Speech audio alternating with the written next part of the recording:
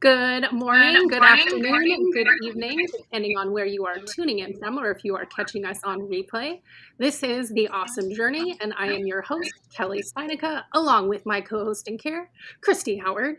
And we are just two girls that connected on LinkedIn 15 years ago, live on opposite sides of the country, have giving hearts and a passion for paying it forward. And for those of you who have been here before, and those of you that are new, one of our main goals was to highlight incredible individuals to share their unique stories and challenges, because let's be honest, we are all united in our personal journeys. Additionally, we wanted to highlight job seekers and recruiters, as this is LinkedIn and the layoffs keep coming and the struggle for job seekers is real. And we're going to share that today with you with our guest, Lizzy Evans. And we'll get right to Lizzy. But before we do, let's go over to my co-host in care, Christy Howard. Hello, hello, hello. I'm so excited to have Lizzy on. I look forward to Tuesdays because of the journeys that we get to hear, we get to learn from, and we can embrace. So those who know me, just read my about. That's easy. Just read my about. I'm not going to go through a whole spiel about it, but I'm a jobs. I am here to help job seekers, and Kelly is here. We're here to help businesses and job seekers and just everybody.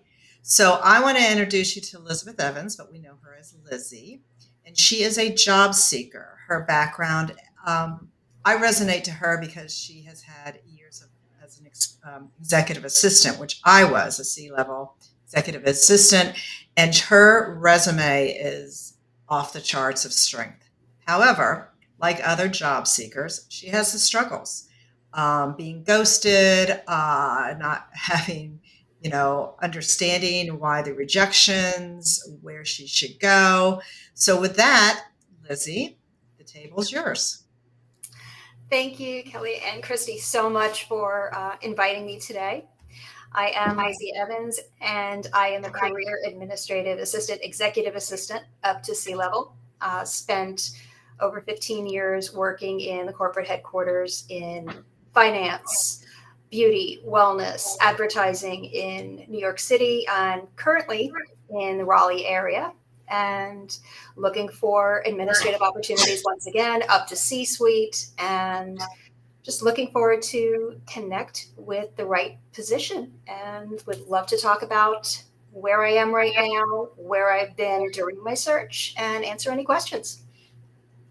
So tell us a little bit, well, not little, because that's the reason why we're here. How long have you been looking? And where are you originally from, and where are you at? Because I know there's a huge difference in the culture and the pace of life. Absolutely. I was born and raised in New York City and spent the majority of my adult life there. Had about 15 years in South Florida. But the things we do for love, met a gentleman from the Raleigh area, and eventually relocated to his hometown, which is, of course, Raleigh. For those people that remember a show called Green Acres, it was a culture shock with a city girl moving to not necessarily the country, but it's definitely a very different change of pace. I like to say, if you remember records, 45 RPMs, 33 and a third. When you're used to running at a very fast pace, it is a culture shock. And I've been doing the search now for about 8 months. And it is a very different job market versus New York City. First of all, when you're in New York City, everything is mass transit. And back when I was living in New York, there was no remote opportunities. There was no remote work. It was always your EA is sitting at a desk in front of an executive's office. And that has all changed. And my last position was completely remote. And now everyone is looking for remote. Everyone is looking for hybrid. And my feeling about that is it's a nice to have, but it's not a necessity. It's about finding meaningful, purposeful work that matches my background and challenges me. Well, we learned a lot. Oh, so go ahead, Cal. What would you say? I mean, 8 months. Have you been unemployed for 8 months and seeking, or seeking while working? I have been seeking full time.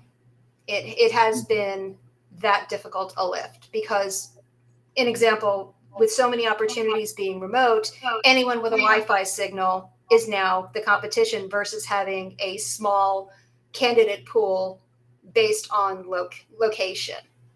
Mm-hmm. So it definitely has its challenges. What do you think the biggest challenges have been, just even to get in front of somebody?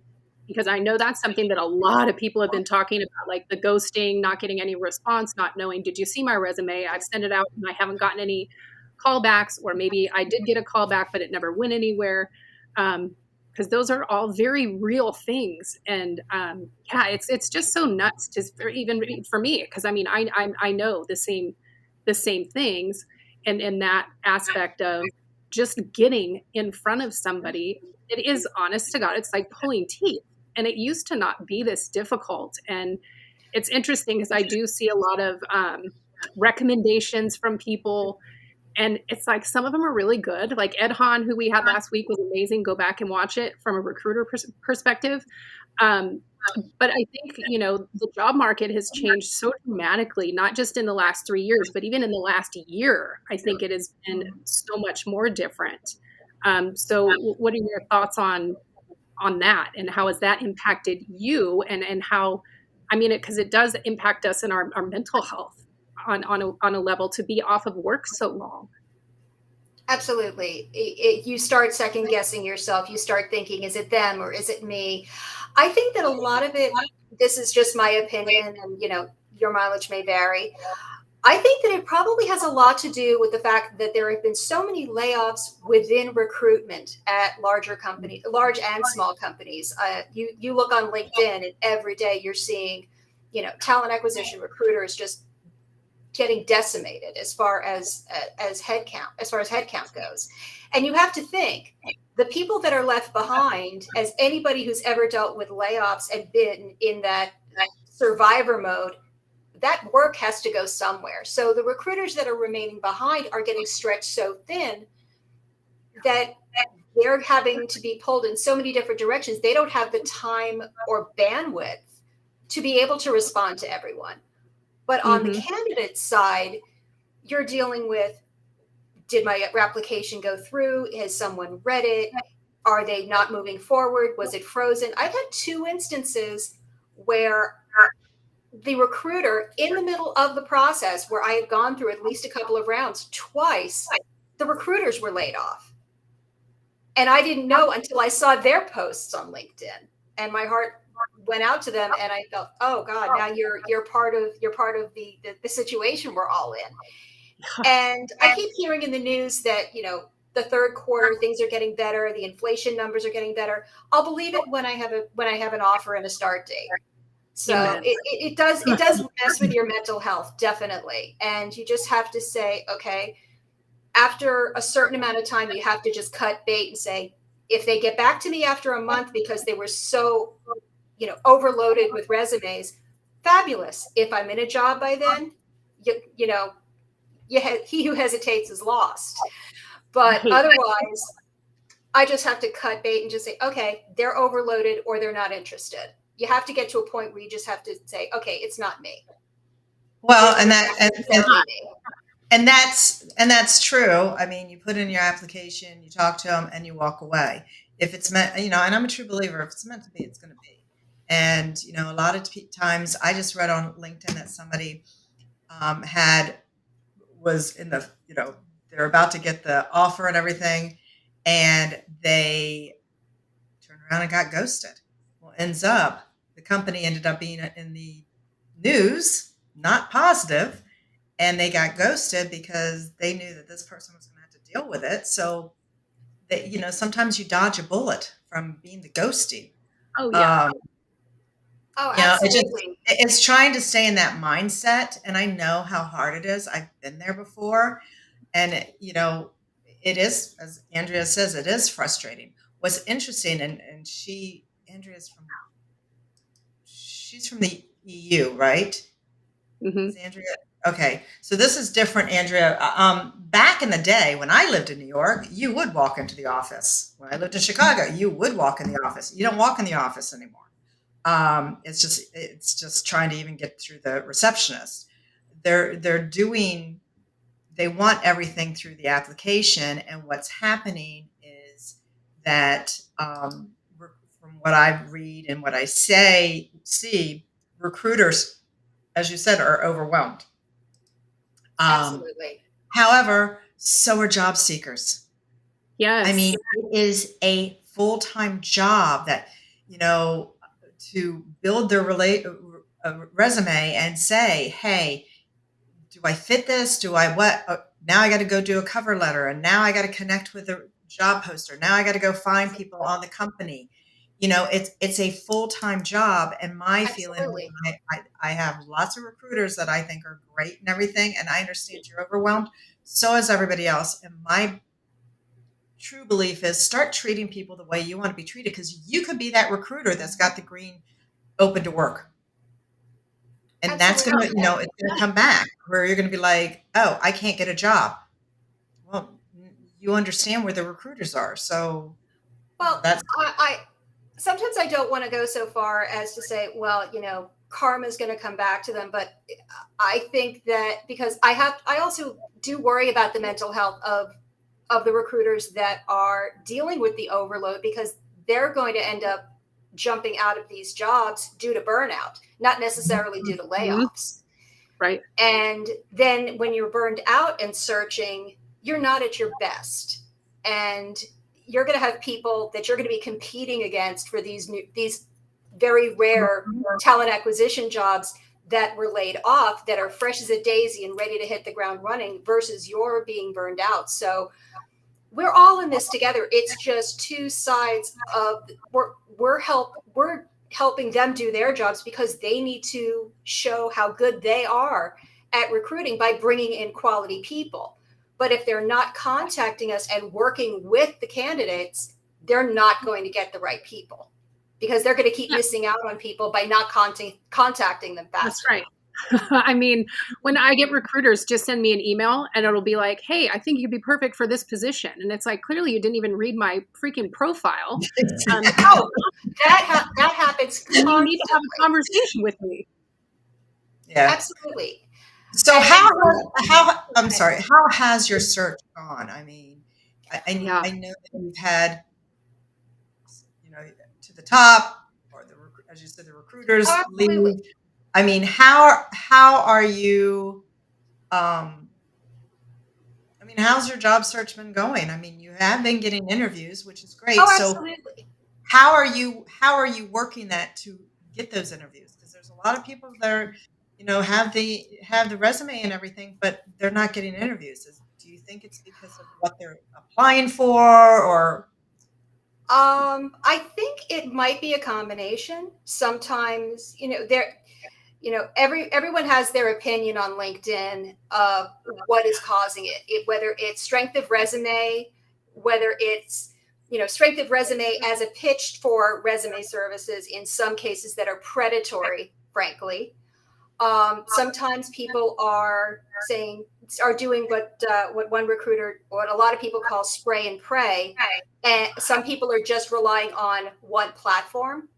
Some people are just using the easy apply, and some are responding to scams and jobs that don't exist. But I don't even want to get started upon yeah, that. My that's so my sad. personal search, my And search. even some of those easy apply LinkedIn is you've got to be careful, because if you scroll and read everything on Oh, it, at absolutely. the end it'll say, if you are interested, send your resume to, and it'll have an email address. So if you easy apply, it's almost like putting you out right away because you didn't read the instruction. So it's even, I mean, you've Exactly. got to be careful of all the small little things that seem like nothing, but they make a big difference, which is just Oh, nuts. Absolutely. I mean, I don't know if I'm showing my age here. There was a test that a lot of us had in elementary school or maybe even junior high school where it was an assignment and it had all of these steps, and the first step says read through everything before you begin, and you're reading through these steps and you get to the end and it says, okay, now go back to the beginning, and you realize I didn't follow that first step. It's the same thing with the easy applies where you scroll down and you see send the resume and the cover letter. Right. That shows you're not paying attention. And for a position Well, like one, mine, they shouldn't have the easy apply on there. I true. mean, it sort of goes back. Absolutely. It is kind of a bait and switch. It goes back to also the remote. You know, it could be Washington, D.C., remote. It's like, okay, people, because it's saying D.C., that means you're remote in D.C. But a lot of job seekers don't know this. They don't, there's no, you know, a lot of people are coming back on this horse that they haven't been on for 30 years. And they're completely, they're not sure. I want to go into some of the comment here. Aaron made the comment that he agreed he did not change his FP to open to work, but I'm checking always. You know, I'm a big believer of putting the open to work on there, even if you're a salesperson that you do commission, you know, consulting work. You want people to know that you're open to a conversation. That's just my 2 cents. Absolutely. I agree. Consulting, especially. Like, I mean, you're always looking for a new client. I mean, the worst thing that's going to happen is you'd be like, I'm at capacity and I can't take anymore. Right. Have the It's conversation. a great problem to have. Yeah, exactly. We've got Kim here.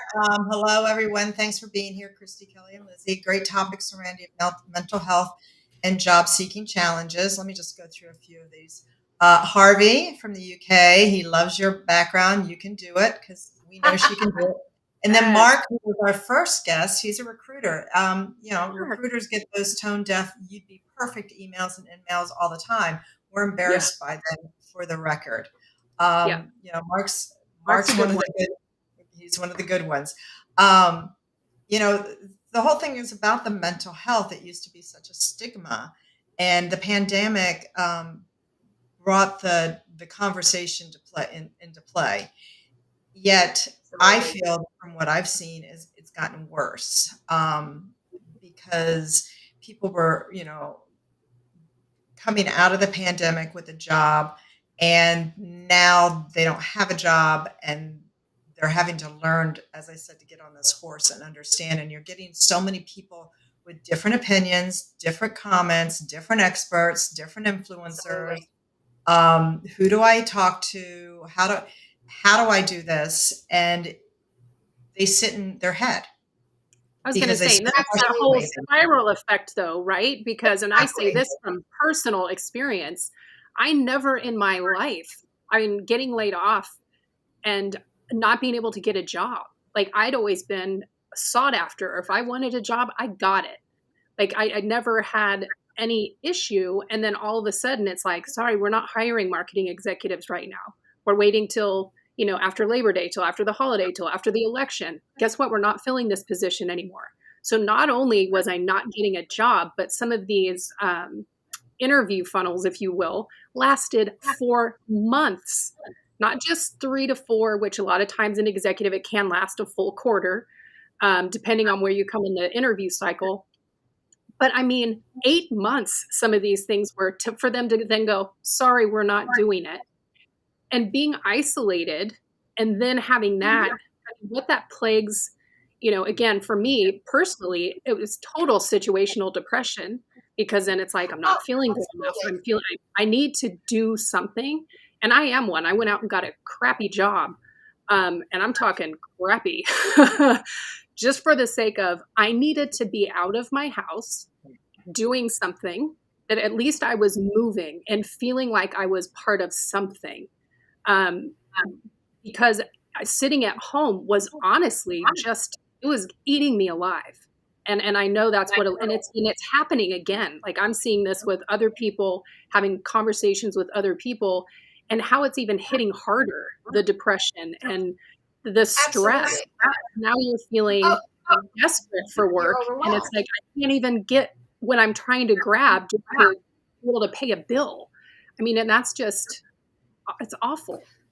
So I've Yeah, got I two mean, questions. I've got two questions. Well, one question, then I want you to share something, Lizzy.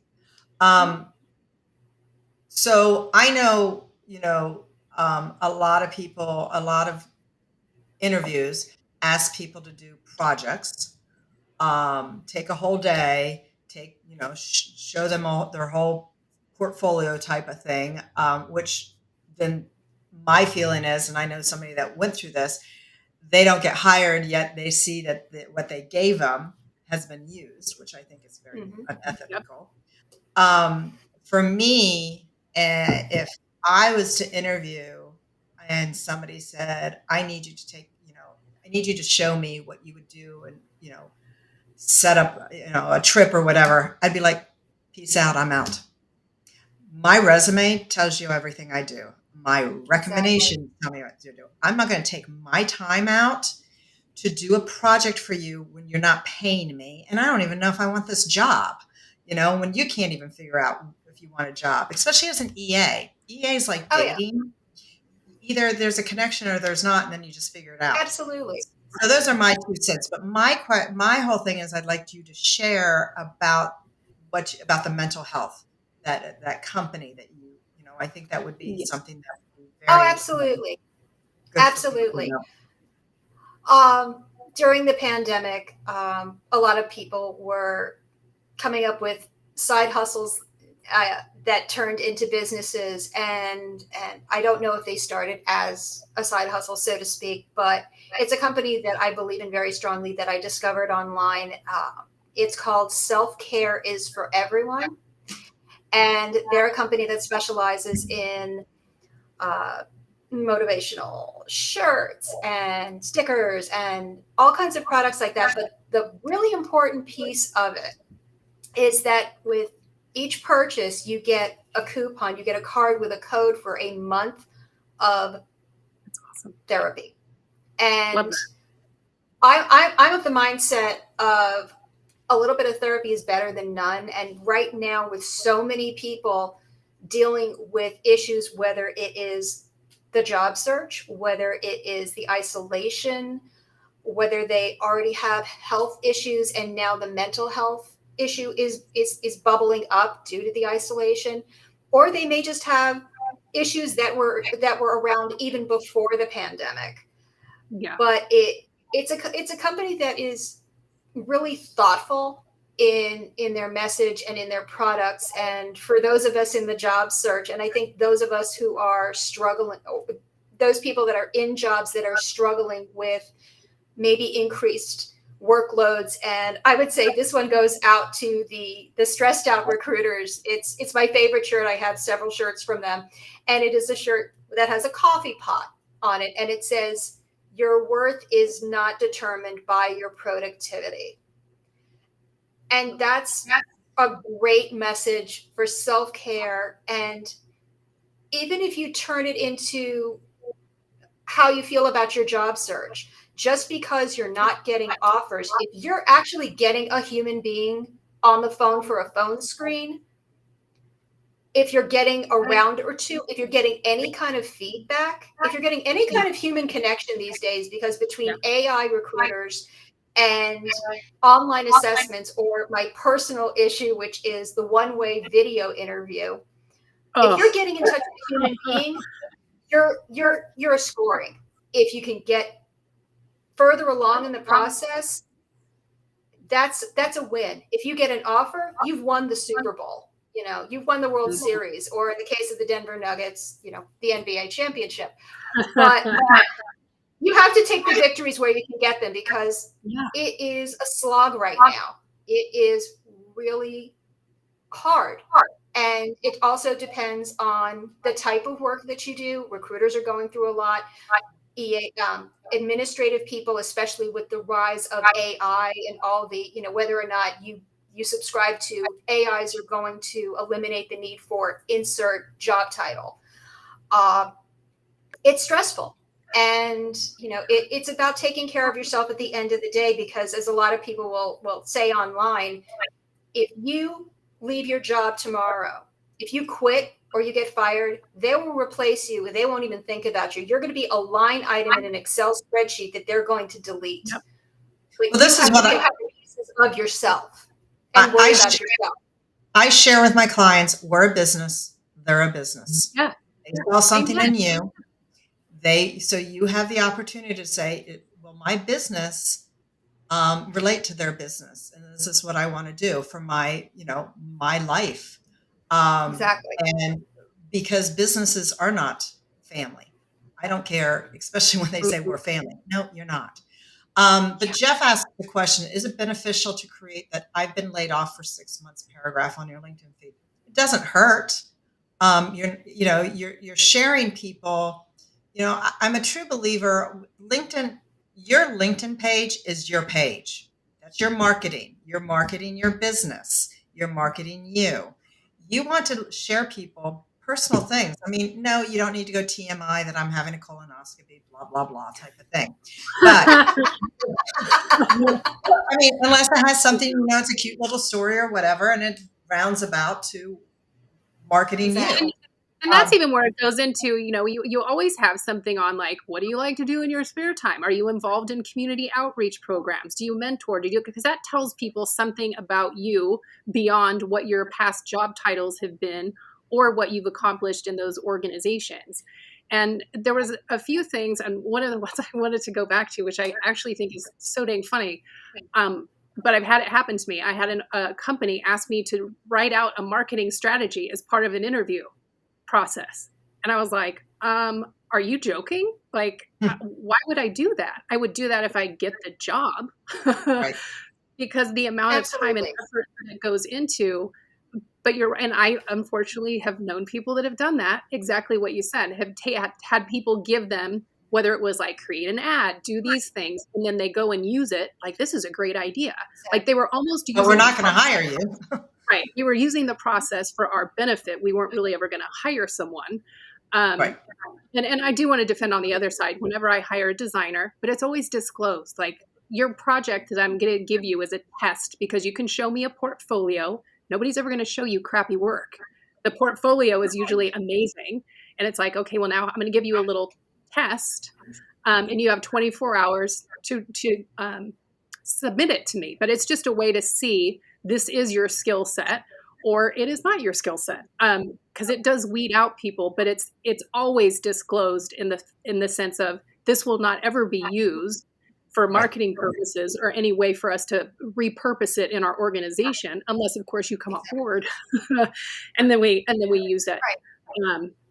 So I mean, it's nuts. And even going into the video interview, if you wanted to share more about that, because I think those are redundant also. Yeah, they ask you questions and you have no person. For me, I literally turn it off. It's like, I don't want to work for you because I need to talk to a human. And this is a reason why Kelly and I are bringing in job seekers, so you can see the person. You don't get a job without seeing and speaking to the person. So don't do a video. And the problem is everybody's so biased. So they'll be like, well, I don't really like that person's voice. But Dean made a comment about how the pandemic changed the way of outbound sales is done. And he's not sure if that's a good thing. No, I don't think it's a good thing. I think, a lot of things have changed and it's not all good. Kim asked about support groups or meetups that can help applicants support and share resources with each other. Well, I personally post a lot of stuff. Just connect with people at Han. I mean, connect with recruiters, connect with people that you see. I don't know about support groups or meetups, but Kim, you know what I do. We've talked, and you do have me here for you. But I get so much information off of LinkedIn. I'm not an expert, but I learn from other people, as well as my own experience as a job seeker and as a confidence coach, and helping people look for jobs and looking outside of the box. Because I've sat in my head before and spun. Well, what did I do wrong on the interview? Or why didn't I hear back from them? And then in the end, it's like, do I really want that job? Right. I mean, it's just a paycheck. Do I really, is that a company I really want to work for? Because you want to have the other side of that coin too is when we get in a place of where we're feeling desperate, Like, I need a job, and I know there's people that are like this. Like, I've got to get a job this week because I cannot pay my rent. And they're going and interviewing, and what's happening on that part too is people can see it and smell it. I mean, and recognize the desperation, and it usually does not translate very well. And this is No. why, I think Christy and I, one of the other reasons, have conversations with people, reach out to people, talk to them, get on a Zoom call, have people walk through an interview process with you. I have encouraged people, and I did this myself, getting back in the job market for the first time and not having to interview. I would just take interviews, even if I wasn't really necessarily interested, just because I wanted practice. I wanted to know, what questions are they asking nowadays? So there's always something, but there's this huge network of 900 million people on LinkedIn, and we're all going through something. And so many of us are struggling to find full-time work, or are now creating a job that we never, building a business backwards. I refer to myself as the accidental consultant. I just started doing some consultant work because I needed some income. But now it's like, well, I guess this is what I'm going to be doing. But same thing, side hustle. What can I do here? How can I get another revenue stream here? I feel very much like I don't want to be dependent on one source of income. Should that go away, then holy moly, I don't want to deal with that again. So I just think it goes to the whole way of people reach out to one another. I mean, we all know that it sucks, and it's not worth having that 30-minute Zoom call that could just help give you the confidence, the encouragement, whatever it is. And again, that's why we wanted to do this, because we're like, we're going through it, and we know if we have a conversation about it, we're going to help at least one person. And why wouldn't we do that? Absolutely.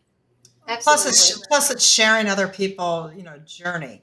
Again, my messages, because last time I didn't do it. Don, hi, Kelly, Christy, and Lizzy. Don is going to be on our guest next week. Yes. And Donald's the reason why Kelly and I are on doing like live. So we'll go into that next week. Awesome. Paul was late. Paul, her LinkedIn is on the comments, and just go visit her profile. It tells her exactly what she's looking for. Anyway, so Lizzy, Yes. Where are you? What's the question I want to? What would you like to ask other people how they can help you? Are you looking for just remote? Are you looking for just Raleigh? Absolutely. And if you had your dream job, what would you like to do? I know you love events. You're like me. You like events. Oh, absolutely. Ideally, I just want to be working again, and that's such an easy answer. It's kind of, it's an honor just to be nominated. It's a cliche. For the right position, I'm very flexible on location. Obviously, from a standpoint of financials or logistics, remote is a great opportunity. My last position was fully remote. But before that, all of my positions were in person. So I'm flexible on that. I'm looking for hybrid in the greater Raleigh area. And for people who are very familiar with the Raleigh area, the area known as RTP, which is the Research Triangle Park, is very robust in large corporations, as far as pharma, as far as tech. Ideally, I think if I could put together my dream job, one of the positions I've worked in so many different industries, but the ones that really lit me up were either corporate jobs where I was working with creatives, or companies that were primarily dealing in the creative. And that was the advertising agencies. I started my journey as an administrative professional when I kind of stumbled upon it. I was on the opening staff of one of the Hard Rock cafes, and I was working in merch. And the restaurant needed a receptionist and cashier, the person that 200 times a day has to give directions to the location, and you have to be that same person over and over again.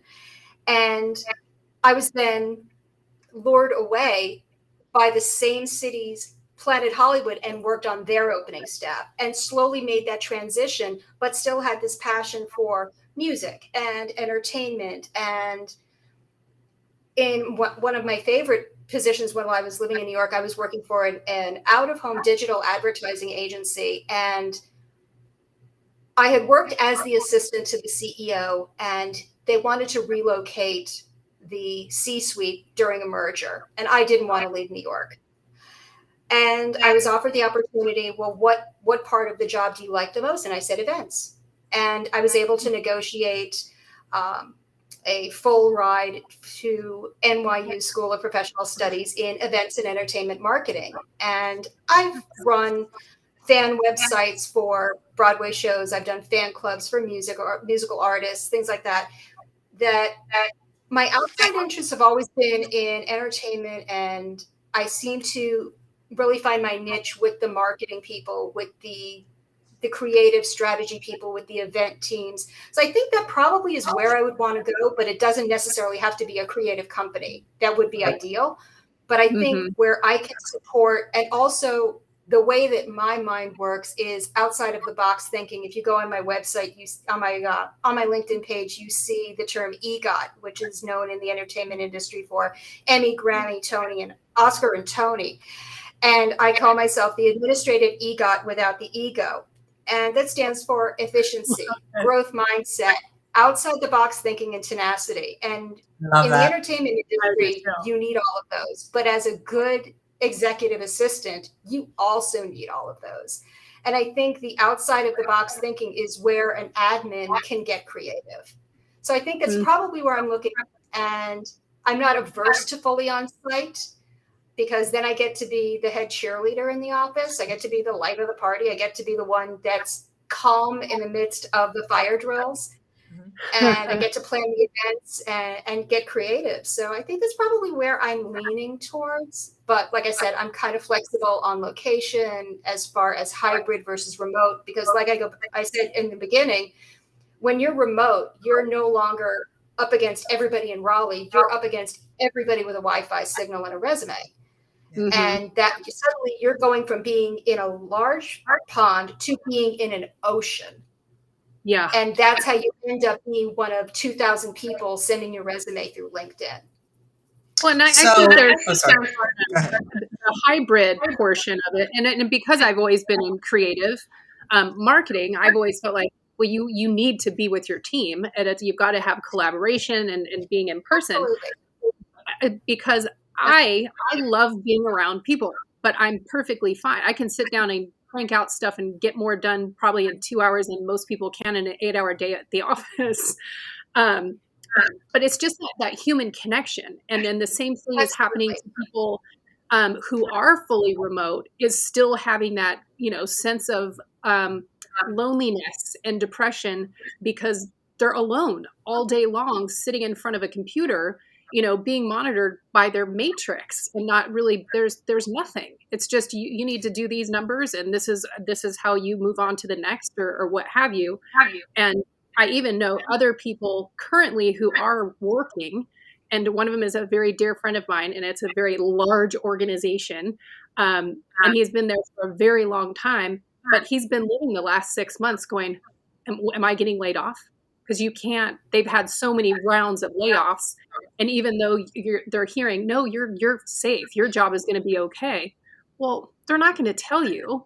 And so now you've got people who are actually inside jobs who are like, they're not performing to their best ability, because it's like, am I going to be in the next wave?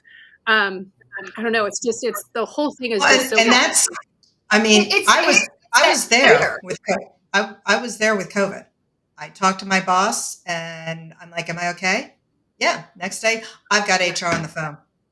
Yeah. See ya. And I'm like, you got to be kidding me, So I understand that mental health frustration or everything, because you just don't know. So you start looking, and you're not feeling you're losing your passion for what you were doing because you don't trust the company.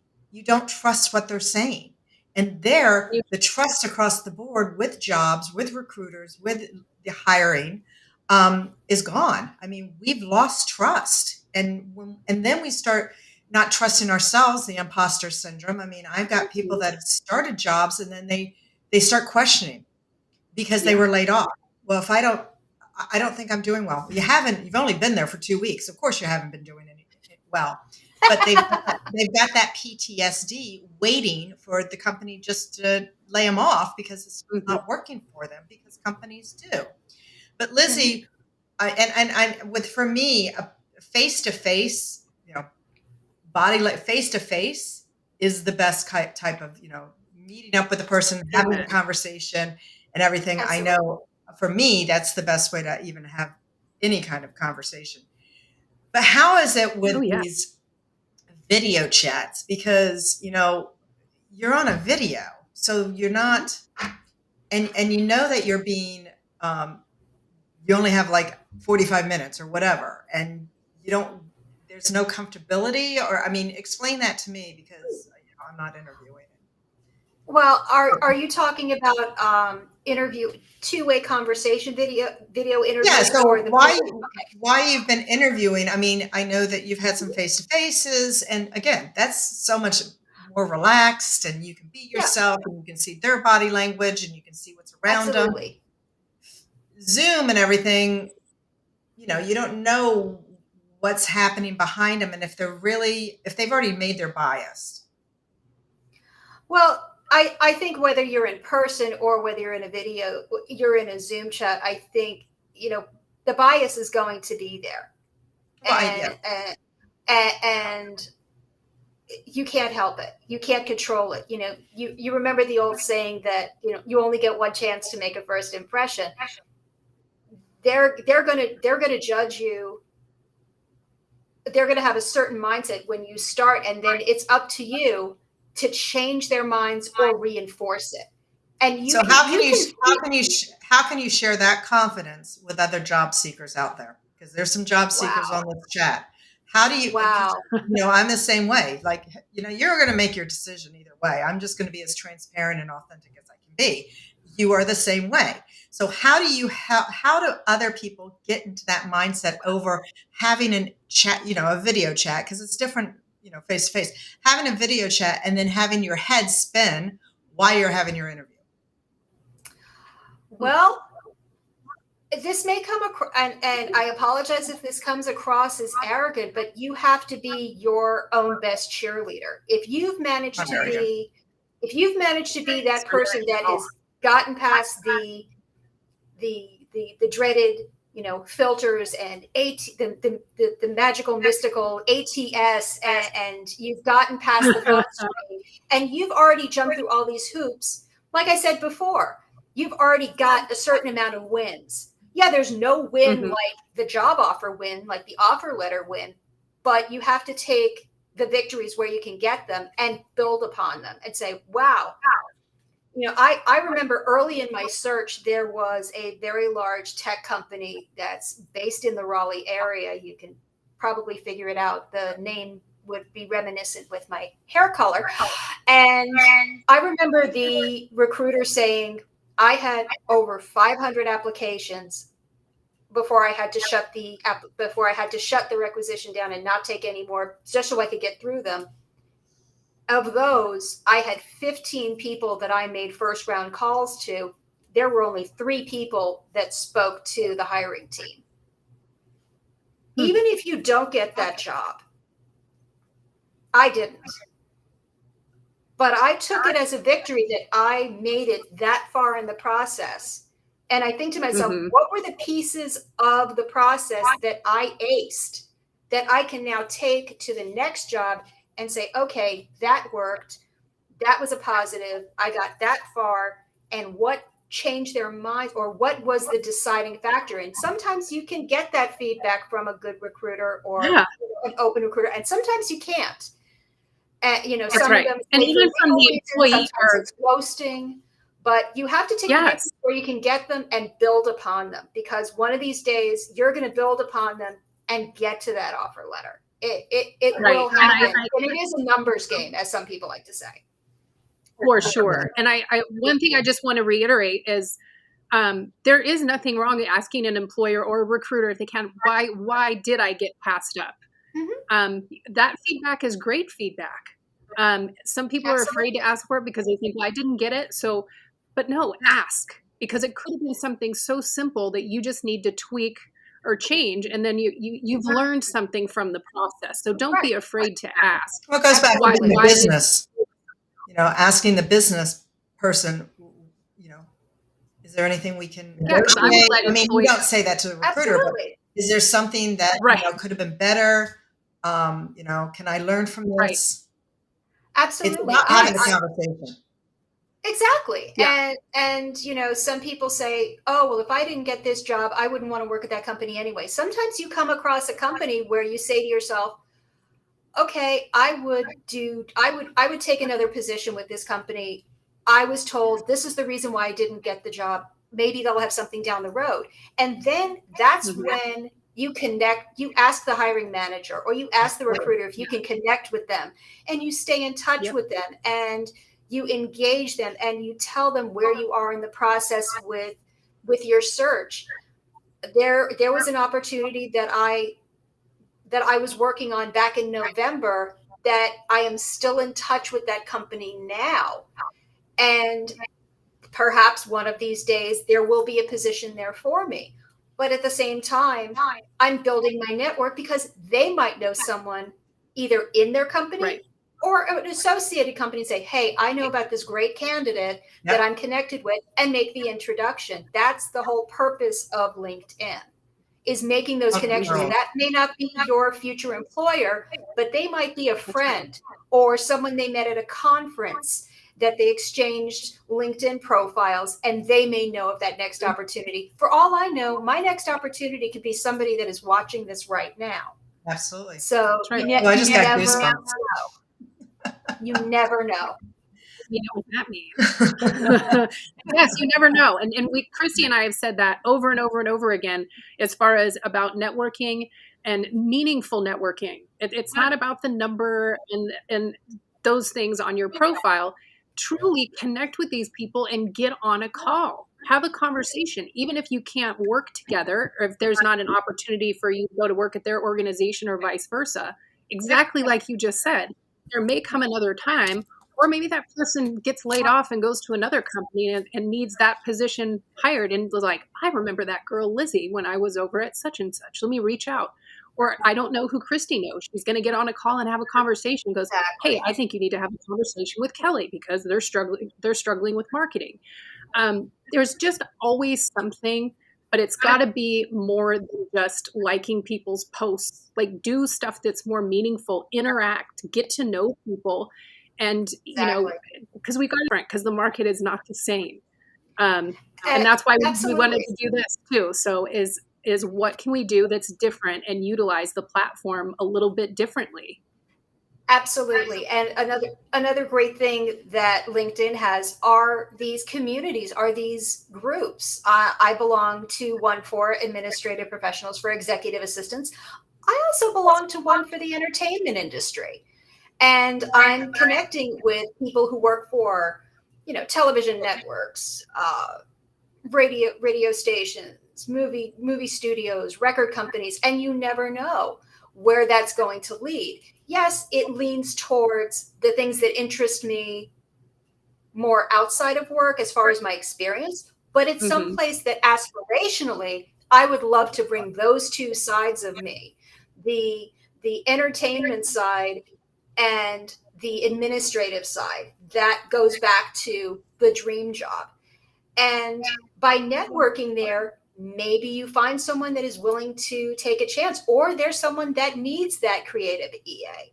So the other thing is, and this is a hack that has. I think everybody needs a creative EA. Everybody needs a creative EA. I agree. Absolutely, it's not all spreadsheets and spreadsheets and slides. Right. But on LinkedIn, this is something that not necessarily everyone knows, is when you're on LinkedIn and you're on LinkedIn Premium, you have a certain number of LinkedIn credits that you can use to send messages either to recruiters or to hiring managers, and you have a set number. But if you are in the same group, let's say executive professionals, and you're sending a message to someone who is in that same group, that is not taken out of your LinkedIn credits. Right. So if you're networking and sending messages to people within your group, you're not taking that precious resource of that 5 credits per month or that 6 credits per month. So utilizing the networks and utilizing the groups within LinkedIn is also going to broaden your network. And just engage people. And another piece of advice that I definitely want to give to people, LinkedIn is a way of learning about companies. It's learning about people. The number one piece of advice that I would give people at any point in their career or any point in the interview process, if you get the name of the person you're interviewing with, it may not be the hiring manager. You may be in the second round and they've got 5 rounds. Every time you get a name of a person, look them up on LinkedIn, whether you use that information as an icebreaker, whether you use it as a point of discussion, or just to learn more about the company and learn where they've been and what they've learned from being in that company. And that is that you can make, and it's so and connect with them. Totally connect with them. Seriously. If it's before the interview, follow. If it's after the interview, connect after you're sending a thank you letter. I go both. I connect. If I know I'm about to have an interview with you, I'm going to send you a connect. Yeah, me too. And here's from a person that's done, I can't even say how many interviews I've done over my career. It's been a lot.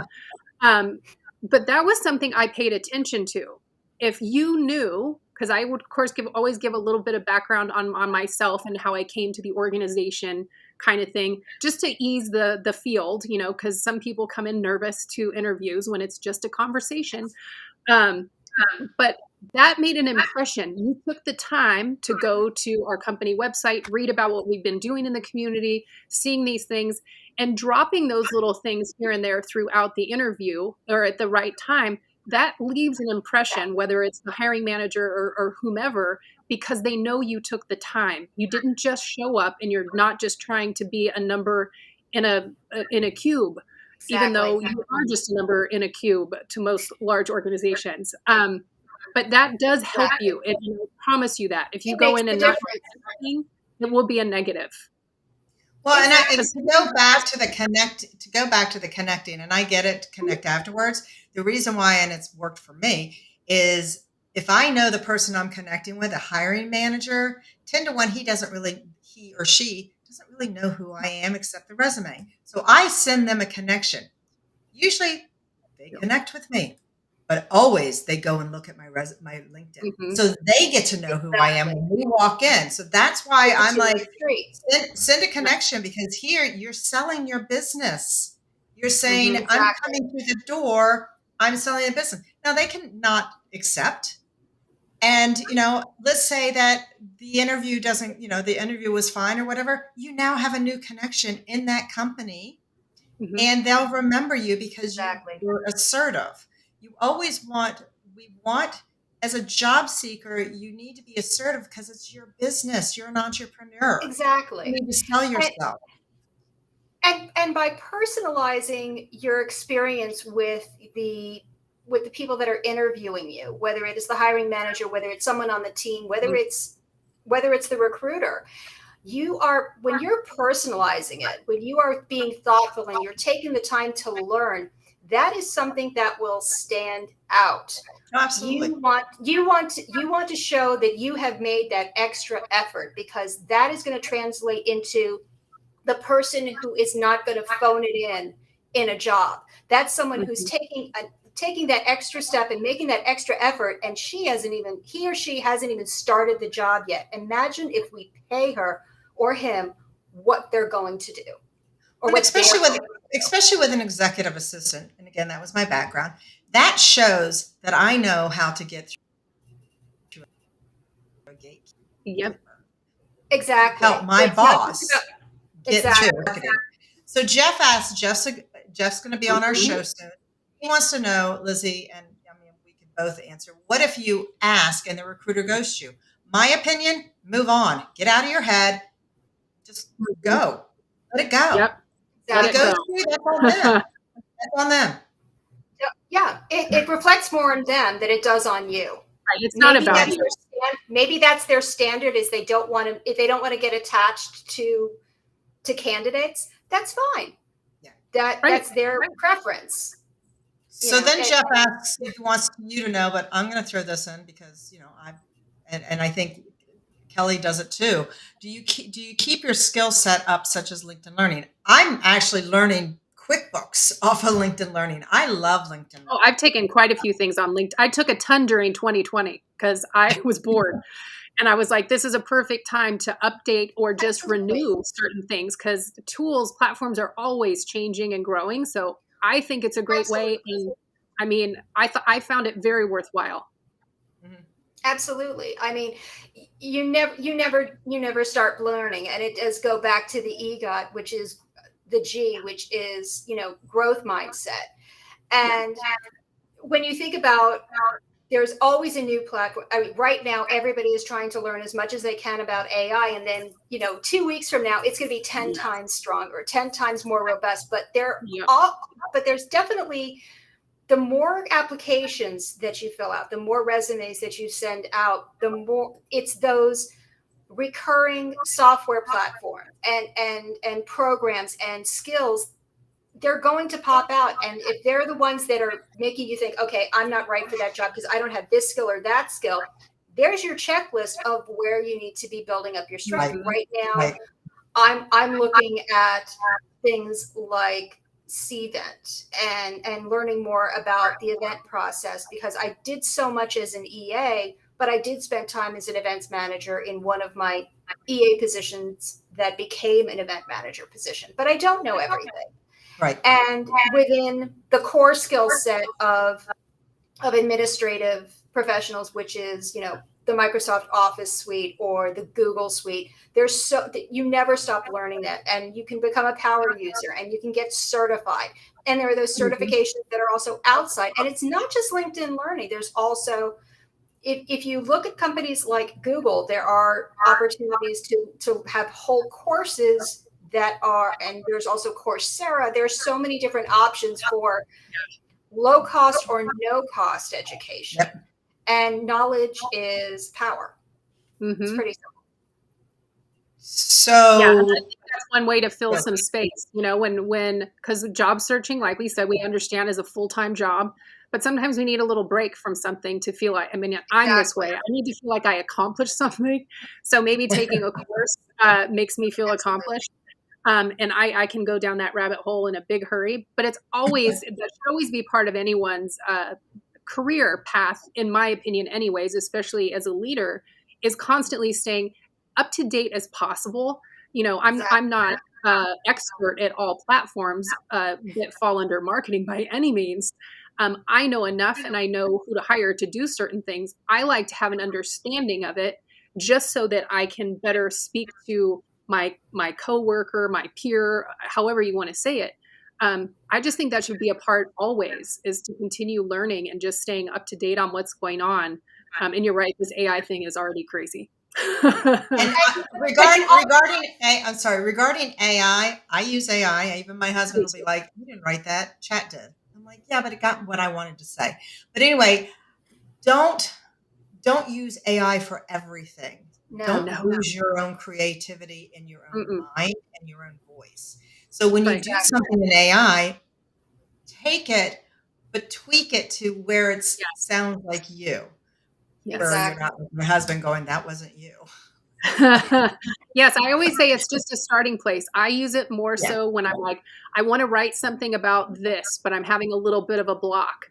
I'll just get it. But yes, I go back and I rewrite it so it's in my voice or how I say things, because it is your personality, and people can tell on your profiles if you are copying and pasting from ChatGPT. Trust me.